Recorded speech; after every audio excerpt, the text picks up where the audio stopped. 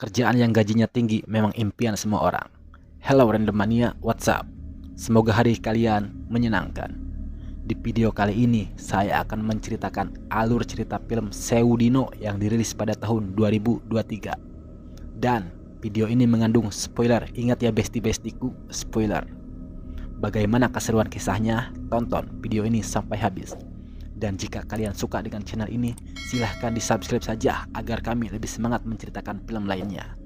Dan tanpa berlama-lama, kita langsung saja ke pembahasannya. And right now, gas, berangkat!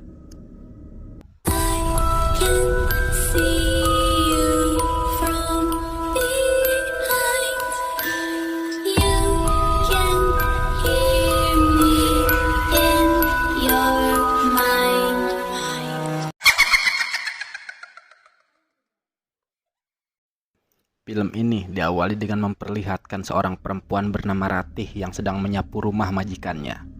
Lalu, datanglah Jum yang terlihat panik dan berkata jika kaset tip pemandu tiba-tiba rusak. Tentu saja, hal itu membuat Ratih dan Jum panik karena mereka belum menyelesaikan ritual basuh Shadow. Jika tidak segera diselesaikan, maka mereka akan mendapatkan malapetaka. Tapi kamu udah selesaikan semuanya kan? Enggak. Dengan langkah tergesa-gesa dan kepanikan yang terpancar dari wajah mereka, mereka langsung menuju ke sebuah kamar. Di kamar itu terdapat seorang gadis yang terbaring bernama Della. Mereka segera menutup Della dengan keranda agar tidak terjadi hal yang tidak diinginkan.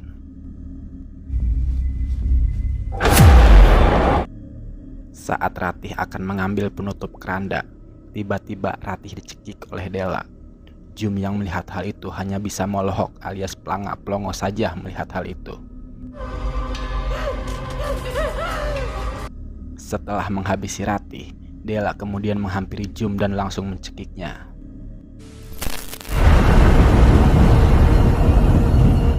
Scene beralih dengan memperlihatkan pasar di daerah Jawa Timur pada tahun 2003. Terlihat seorang perempuan yang sedang ngegue sepeda bernama Sri. Sri bekerja di sebuah warteg milik Bu Minah. Sri yang saat itu sedang butuh dana mencoba untuk meminjam pada bos wartegnya. Namun Bu Minah tidak bisa meminjamkan uang pada Sri karena Bu Minah banyak pengeluaran pada bulan ini. Kemudian Bu Minah memberikan Sri selebaran kertas dan menyarankan Sri untuk bekerja di keluarga Atmojo yang sedang membutuhkan seorang ART. Gajinya pun tidak main-main, yakni 10 juta per bulan. Sri merasa heran karena keluarga Atmojo sering mencari pembantu setiap hari. Tapi karena Sri lagi kepepet, dia memutuskan untuk mencoba melamar. Sesampainya di rumah keluarga Atmojo, Sri heran karena banyak sekali perempuan dari yang muda sampai ke emak-emak yang melamar di sana. Sri merasa insecure saat mendengar dua wanita yang tidak diterima kerja padahal mereka lulusan SMA. Sri yang sekolah hanya lulusan SD saja mengurungkan niatnya untuk melamar kerja. Di tengah guyuran hujan buatan, Sri yang akan pulang malah tertabrak supir keluarga Atmojo. Melihat hal itu, seorang perempuan kepercayaan keluarga Atmojo langsung membawa Sri ke dalam untuk diobati. Di dalam rumah, Sri diobati oleh perempuan itu yang bernama Linda. Linda pun bertanya kenapa Sri tidak jadi melamar. Sri merasa dia gak akan diterima karena tidak punya ijazah yang tinggi. Setelah mengobati Sri, Linda pun pamit karena dia dipanggil oleh Ibu Atmojo. Sri yang sedang serius memperhatikan lukisan tiba-tiba dikagetkan dengan kehadiran Linda. Linda memberitahukan kalau Ibu Atmojo ingin bertemu dengan Sri. Linda mengatakan kalau ini merupakan kesempatan yang bagus untuk Sri karena tidak semua orang punya kesempatan untuk bertemu dengan Ibu Atmojo. Dengan langkah malu-malu singa, Sri pun akhirnya masuk ke ruangan Ibu Atmojo. Nama lengkapmu siapa, Duk? Saat sedang melihat-lihat ruangan itu, lagi-lagi Sri dikagetkan. Kali ini Sri dikagetkan oleh Mbah Karsa yang menyapanya dari sudut kamar yang gelap. Mbah Karsa langsung to the point dan mengatakan kalau weton Sri adalah malam Jumat Kliwon. Mbah Karsa bisa mengetahui weton Sri karena Mbah Karsa bisa mencium aroma Wijoyo Kusumo dan Gadro di dalam diri Sri. Di tengah keheranan, Mbah Karsa menanyakan motivasi Sri melamar kerja. Sri pun menjawab kalau dia membutuhkan uang untuk pengobatan ayahnya. Mendengar hal itu, Mbah Karsa pun bersedia membantu dengan syarat Sri harus siap bekerja untuknya. Sri pun setuju dan menerima tawaran kerja tersebut.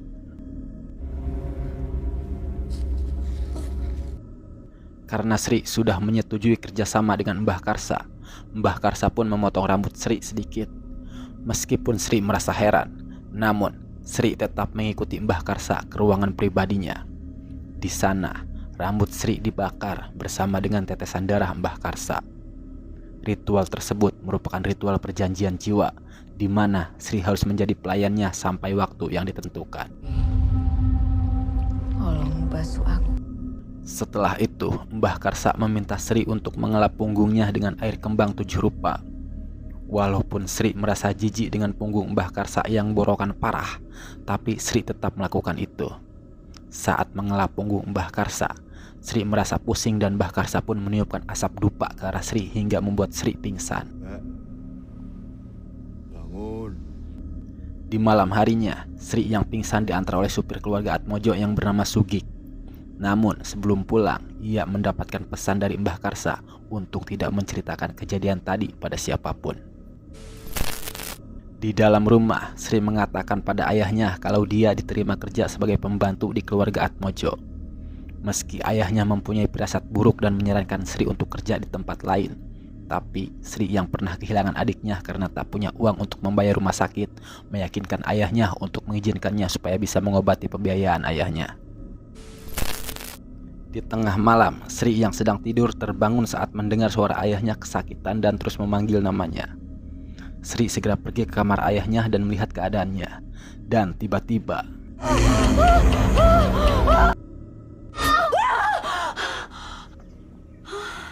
it's just dream. Sri yang shock dengan mimpi itu tiba-tiba merasa heran saat muncul simbol aneh di pergelangan tangannya. What's going on? Beberapa saat kemudian, Sri yang akan berangkat kerja pun berpamitan pada ayahnya. Sri pun segera masuk ke mobil dan berkenalan dengan 2 orang lainnya yang bernama Erna dan Dini. Saat berjabat tangan, Sri heran karena mereka mempunyai simbol yang sama dengan Sri. Dini yang sudah lama kerja di sana pun berkata, jika simbol ini merupakan tanda perjanjian mereka dengan Mbah Karsa. Di tengah perjalanan, mereka heran karena Sugik malah membawa mereka ke tengah hutan. Kemudian Sugik berhenti dan keluar dari mobil untuk melakukan sesuatu. Mereka yang melihat hal itu merasa heran dan kepo dengan apa yang dilakukan Sugik. Sugik berkata jangan banyak tanya sebelum sampai tiba di tempat tujuan. Sesampainya di tujuan, Sri merasa heran karena dirinya malah dibawa ke sebuah gubuk yang berada di tengah hutan. Sugik pun meminta mereka untuk masuk dulu karena nanti akan dijelaskan. Di dalam gubuk, Sugik memberitahu jika penerangan di sini hanya menggunakan petromax dan damar saja. Saat mereka room tour di gubuk itu, Sri heran karena melihat kalender yang ditandai sampai hari ke-1000. Dini yang sudah senior pun menjelaskan jika nanti di hari ke-1000 atau tepatnya 4 hari dari sekarang, tugas mereka akan selesai dan diperbolehkan untuk pulang. Tidak lama kemudian datang seorang kakek-kakek yang bernama Mbah Tamin yang akan menjelaskan pada mereka kenapa mereka dibawa ke sini. Di mana ia akan menunjukkan sesuatu di ruangan terkunci. Tapi sebelum itu mereka diminta untuk menggunakan kain samping yang ia bawa. Kain samping ini sudah menjalani berbagai ritual agar membuat sosok yang ada di dalam kamar menjadi lebih tenang. Dan setelah semuanya siap, Dini diminta untuk mengambil air di belakang. Setelah mereka melihat apa yang ada di ruangan itu, Sri dan Erna pun kaget dan ketakutan. Di mana di ruangan itu terdapat sebuah keranda yang ditutupi dengan kain putih. Mbah Tamin menjelaskan, di ruangan ini ada sebuah tip radio dan kaset rekaman suara Mbah Karsa. Rekaman tersebut berisi tata cara untuk melakukan ritual basuh sedo yang akan menjadi tugas mereka bertiga.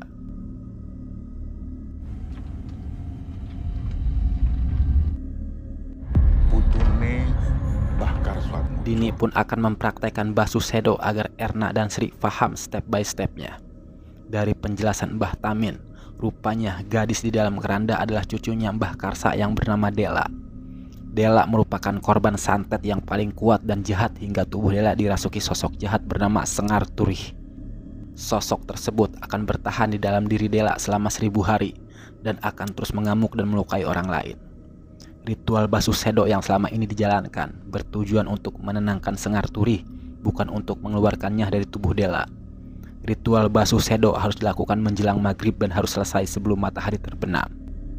Dan ritual itu harus sesuai urutan dengan mengikuti petunjuk dari kaset rekaman Mbah Karsa. Telah mengikat dari kaki kiri. Pertama, mawar merah. Di tengah ritual yang Dini lakukan, Sri dan Erna merasa takut dan tidak kuat. Lalu tiba-tiba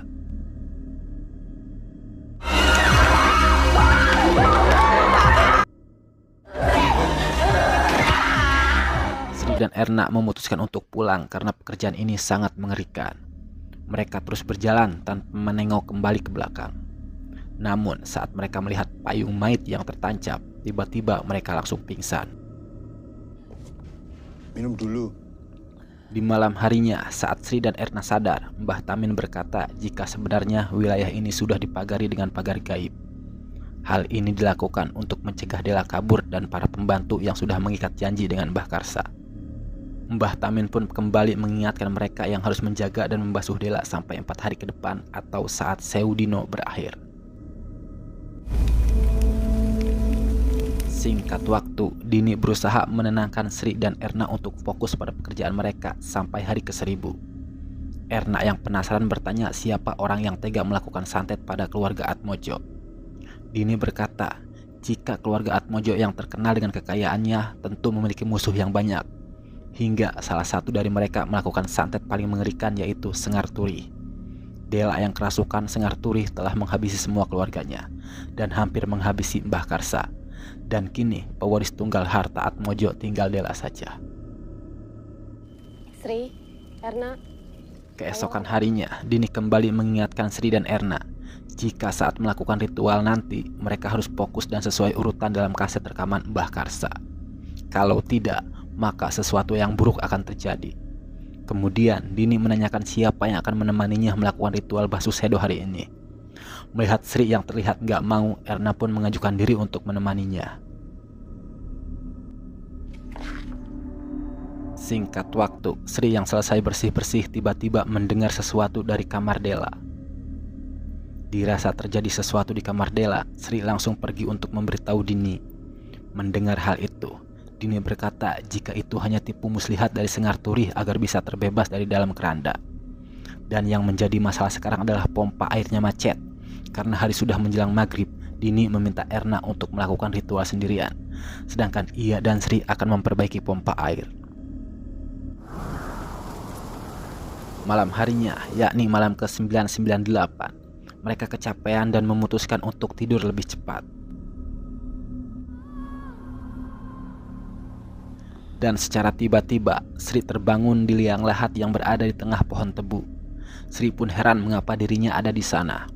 Tidak lama kemudian dia mendengar suara minta tolong dan segera mencari sumber suara itu. Sri berjalan di tengah pohon tebu untuk mencari sumber suara itu. Saat sedang berjalan, Sri merasa ada seseorang yang mengikutinya. Tidak lama kemudian, Sri melihat sebuah gubuk di tengah ladang itu dan tiba-tiba, oh my god, it's just dream. Sri terbangun dari tidurnya dengan ketakutan dan napas yang haheho. Namun anehnya, di tangan Sri ada daun tebu dengan tangan yang terluka. Tidak hanya itu, kaki Sri pun terlihat bobolodog alias kotor seperti baru pulang ngarambet. Singkat cerita, saat mereka bertiga sedang breakfast, Sri menceritakan mimpi aneh yang semalam dia alami. Sri merasa jika sosok perempuan yang meminta tolong itu adalah jiwanya Dela yang dikurung di gubuk itu. Namun, Sri lebih penasaran dengan sosok pria berbaju hitam yang menyerangnya. Dini merasa kalau itu hanya mimpi karena ketakutan Sri saja. Sri mencoba meyakinkan Dini kalau ini bukan mimpi biasa dengan cara menunjukkan daun tebu yang dia temukan di mimpinya. Namun, Dini tetap kekeh dan menekankan kalau mereka harus fokus dengan tugas mereka. karena tugas mereka tinggal 2 hari lagi dan setelah itu mereka bisa pulang. Lalu Sri dikasih tahu kalau hari ini giliran Sri untuk melakukan ritual basuh sedok. Singkat waktu, saat akan menjelang maghrib, Sri siap-siap untuk melakukan ritual basuh sedok. Saat Sri menghidupkan tip radio, kaset rekaman itu error dan suaranya ngagaleong seperti HP Nokia zaman dulu yang mau lowbat. Di tengah keheranan, Sri kaget saat Della tiba-tiba menyapanya dan meminta Sri untuk membuka kerandanya dan membuka tali yang mengikat dirinya. Sri yang merasa kalau Della sudah sadar malah menuruti apa yang dikatakan Della. Della mengajak Sri untuk mengobrol tentang kehidupan Sri. Tanpa Sri sadari, itu adalah siasat Sengar Turih untuk mengulur waktu agar waktu ritual basuh sedok itu habis. Tiba-tiba rekaman itu menyala lagi dengan sendirinya. Tapi di rekaman itu terdengar perintah untuk membuka tali yang mengikat Della. Sri segera menghidupkan kembali lilinnya dan terlihat Sengar Turih ada di belakangnya.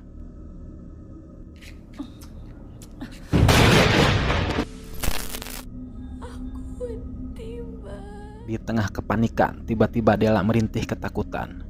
Sri yang merasa iba langsung mendekati Della dan tiba-tiba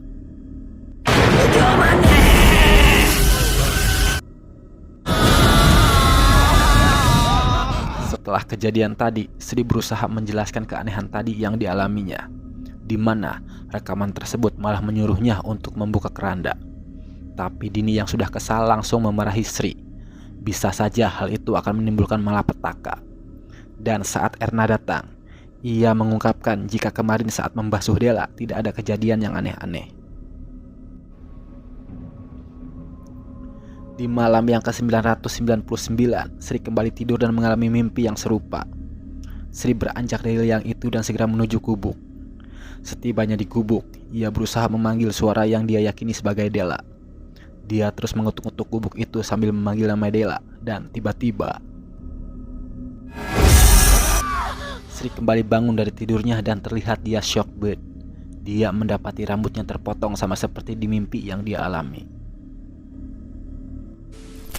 Singkat waktu, Sri yang sedang membereskan kayu bakar tiba-tiba heran saat melihat gelagat aneh Erna yang terlihat baru keluar dari kamar Della. Tidak lama kemudian, Sugik dan Mbah Tamin pun datang. Mbah Tamin dibantu Dini untuk membawa makanan ke dalam gubuk, sedangkan Sugik dia membawa cangkul, sekop, dan terpal. Beberapa saat kemudian, Sri dan Erna merasa heran saat melihat Sugik menggali lubang besar di depan gubuk. Kemudian, Sri menghampiri Mbah Tamin dan menceritakan mimpi yang ia alami. Mendengar hal itu, raut wajah Mbah Tamin terlihat kaget. Namun, Mbah Tamin berusaha menutupinya dan berkata kalau tugas Sri tinggal sehari lagi dan Sri bisa pulang. Saat Sugik dan Mbah Tamin pulang, Erna dan Sri membuka terpal yang menutupi lubang galian. Mereka heran untuk apa lubang itu. Saat melihat lubang itu, Sri heran karena dirinya merasa tidak asing dengan lubang itu. Untuk apakah sebenarnya lubang galian itu? Singkat cerita, Erna dan Sri yang sedang memompa air mulai curiga terhadap Sugik dan Mbah Tamin. Apalagi dengan adanya lubang galian itu, membuat mereka curiga kalau mereka akan ditumbalkan di hari ke-1000. Tidak lama kemudian, Dini datang dan mengajak Sri untuk ikut melakukan ritual basuh sedok.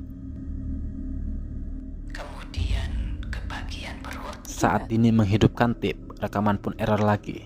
Sri pun berkata jika kemarin ia mengalami hal yang sama persis seperti ini. Dan setelah memutar ulang rekaman dari awal, Sri kaget ketika ember yang mereka gunakan malah bocor. Dini yang panik segera menyuruh Sri untuk mengambil air lagi karena matahari mulai terbenam. Karena Sri terlalu lama mengambil air, Dini meminta Erna untuk menjaga Della. Dan benar saja, Sri kesulitan karena pompa airnya sangat susah ditekan. Sesampainya di kamar, mereka berdua shock banget karena Della terlepas dari ikatan keranda. Mereka melihat Della di pojok kamar sedang mengedor-gedorkan kepalanya.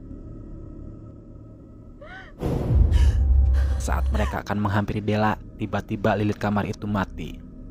Dini segera menyalakan lilinnya lagi dan Della sudah tidak ada di pojok kamar. Dan tiba-tiba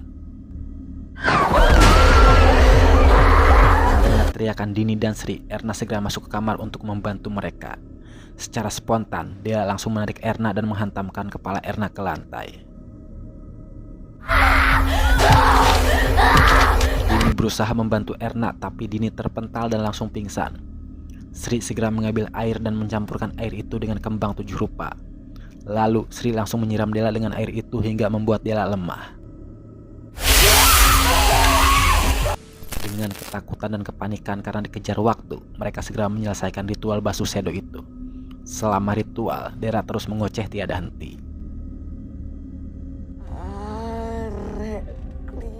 Di malam ke-1000, Dini kesal dengan kecerobohan Erna karena Dela terlepas dari keranda. Padahal ia hanya menitipkan Dela sebentar saat ia memompa air. Namun Sri merasa jika semua ini terjadi bukan karena kecerobohan, melainkan ulah Sengarturi. Erna pun teringat dengan perkataan Sengarturi tadi. Sengarturi menyebut mereka sebagai anak Kliwon, dan mereka semua lahir di hari Kliwon. Erna merasa jika mereka akan ditumbalkan, apalagi di depan ada galian besar muat untuk mengubur mereka bertiga. Mendengar hal itu, Dini yang tahu kebaikan Mbah Tamin langsung membantahnya. Dini pun menceritakan ketika ia bekerja bertiga bersama Jum dan Ratih untuk melakukan basuh shadow. Namun saat bagian Jum melakukan ritual, ia tidak melakukannya sampai selesai hingga terjadi malapetaka. Itulah sebabnya ia selalu mengingatkan Sri dan Erna agar teliti dalam melakukan ritual, agar kejadian yang menimpa Jum dan Ratih tidak terulang kembali. Dini pun menegaskan jika Mbah Tamin hanya meminta mereka menunggu sampai Seudino berakhir, bukan untuk menumbalkan mereka. Keesokan harinya, Sri dan Dini terlihat syok saat melihat pintu kamar Dela tidak terkunci. Tidak lama kemudian Erna datang dan dia pun ikut terkejut saat melihatnya. Mereka bertiga memutuskan untuk masuk ke kamar Dela guna memastikan keadaan Dela.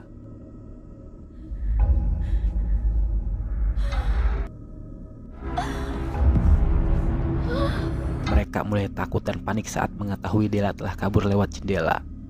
Padahal hari ini merupakan hari terakhir mereka melakukan basuh shadow. Mereka yang panik dan takut terlihat bingung harus melakukan apa. Dini merasa kalau Dela belum jauh pergi dari wilayah ini karena tempat ini sudah dikelilingi pembatas gaib. Pembatas itu berupa 3 payung mayat yang tertancap di 3 sisi yang berbeda. Kemudian mereka berencana untuk mengecek payung itu apakah masih tertancap dengan rapi. Saat Erna mengecek bagiannya, payung itu masih tertancap di tempatnya. Namun saat Dini mengecek bagiannya, payung itu sudah tergeletak di bawah dan Dini menancapkan kembali payung itu. Dan tiba-tiba Dini dipukul kepalanya hingga pingsan. Siapakah yang melakukan hal ini? Sementara itu, Sri yang sedang mencari payung itu terlihat payung itu masih tertancap. Namun sayangnya Sri disorot alias jatuh ke bawah dan hampir saja dia terkena ranting tajam. Sri langsung mengecek apakah payung ini masih tertancap dengan kuat. Tanpa ia sadari, Dela yang kerasukan sudah berada di belakangnya dan langsung menyerang Sri secara membabi buta. Tentu saja Mbah Tamin datang tepat pada waktunya. Mbah Tamin langsung menyiram Dela dengan air kembang 7 rupa hingga membuat Dela lemah. Dan saat Dela akan diikat, Erna datang dan langsung menusuk bahu Mbah Tamin. Kemudian Erna mencoba melepaskan ikatan Dela. Namun Sri mencoba menghalanginya. Rupanya Erna merupakan musuh dalam selimut yang menginginkan ritual basuh shadow gagal. Semua keanehan yang terjadi merupakan ulah dari Erna. Erna pun mengaku kalau dia ditugaskan oleh seseorang untuk melepaskan Dela untuk membalas kelakuan Mbah Atmojo.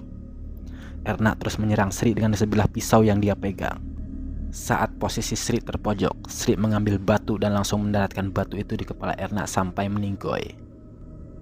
Singkat cerita, Sri yang syok parah memutuskan untuk pergi dari tempat ini. Namun, Dini terus membujuk Sri untuk menyelesaikan semuanya karena tinggal sedikit lagi mereka bisa pulang. Sri yang merasa bersalah karena telah membunuh Erna memutuskan untuk pulang. Mbah Karsa memohon pada Sri untuk menyelamatkan Dela karena hanya Sri yang bisa menyelamatkan Dela. Hal itu karena Sri mempunyai darah aroma Wijaya Kusuma dan arum gandrum yang sama halnya dengan si pengirim santet pada Dela yang bernama Sabdo Kuncoro. Dan mimpi yang dialami oleh Sri sebenarnya alam sukma tempat Dela disekap. Dan itu artinya hanya Sri yang bisa membebaskan Dela yang disekap di alam sukma. Din, selama Sri. Akhirnya Sri mau untuk menolong Mbah Karsa dan akan pergi ke alam sukma. Mbah Tamin berkata, untuk menyelamatkan Dela, Sri harus membawa jiwa Dela kembali ke liang kubur ini. Setelah itu, Mbah Karsa membekali Sri dengan sebilah pisau keramat untuk berjaga-jaga dari serangan Sabdo Kuncoro yang mungkin akan menghalanginya. Saat Sri memasuki liang kubur, ia diingatkan jika alam dunia dan alam sukma berbeda. Jika di alam dunia siang, maka di alam sukma malam hari. Dan waktu yang dimiliki Sri hanya sampai matahari terbit. Dan jika Sri masih belum menemukan Dela sampai waktu yang ditentukan, maka Dela tidak akan bisa diselamatkan. Dan ritual untuk masuk ke alam sukma pun dilakukan. Setelah Sri berhasil masuk ke alam sukma, Sri segera bergegas menuju gubuk itu dan mencari keberadaan Dela. Sementara itu di alam dunia, Dini yang sedang melakukan basuh sedo malah kehabisan air. Dan saat Tamin akan membawakan air lagi, tiba-tiba Dela mengamuk dan langsung menyerang Dini sampai pingsan. Setelah menyerang Dini, kemudian Dela menyerang Mbah Tamin. Mbah Tamin pun kewalahan dengan serangan Dela. Sugik dengan sigap langsung menahan Dela. Kembali pada Sri, akhirnya ia menemukan tempat Dela disekap. Saat Sri berusaha membuka pintu, tiba-tiba rambut Sri langsung ditarik oleh Sabdo Kuncoro. Sri berusaha melawan dengan pisau yang ia bawa. Pertarungan antara Sri dan Sabdo Kuncoro pun tak bisa terhindarkan. Sri menusuk perut Sabdo Kuncoro dan segera mengambil kunci yang ada di leher Sabdo Kuncoro dan bergegas membuka kamar Dela. Setelah berhasil melepaskan Dela, Sri kembali dihadang oleh Sabdo Kuncoro. Kini giliran Sri yang tertusuk pisau di bagian bahunya. Melihat Sri yang tak berdaya, Dela memecahkan damar dan seketika apinya langsung merambat membakar gubuk itu. Mereka berlari sekuat tenaga menuju lubang galian tanah. Saat mereka akan masuk lubang itu, tiba-tiba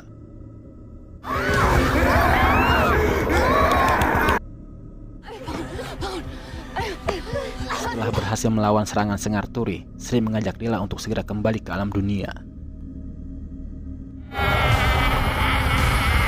Saat Dela yang ada di alam dunia akan menyerang Mbah Karsa, tiba-tiba dia tersadar dengan dibarengi Sri yang berhasil membawa Dela kembali. Akhirnya, Sri berhasil menyelamatkan Dela yang terjebak di alam sukma selama 1000 hari. Dan setelah kejadian itu, Mbah Karsa langsung mengucapkan terima kasih pada Sri.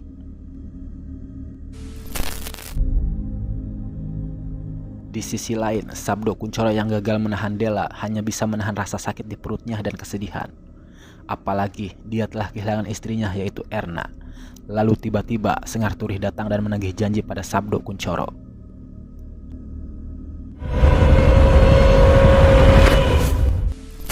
Singkat cerita, kini Sri yang selesai melakukan tugasnya memutuskan untuk berhenti kerja pada Mbah Karsa.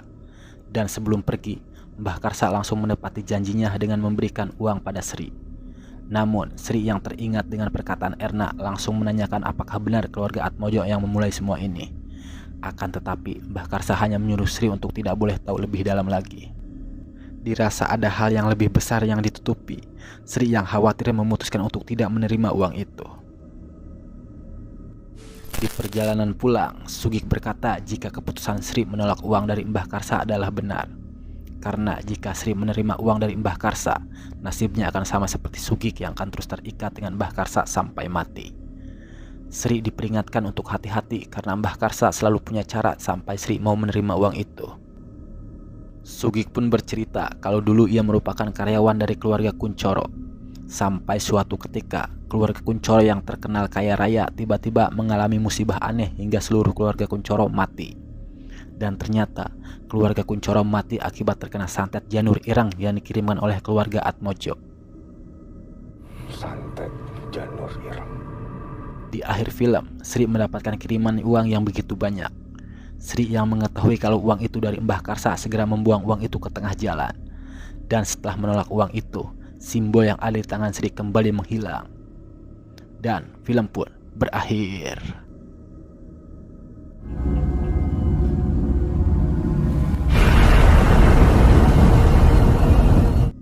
Dan itulah alur cerita film Seudino Bagaimana? Seru dan menegangkan sekali bukan?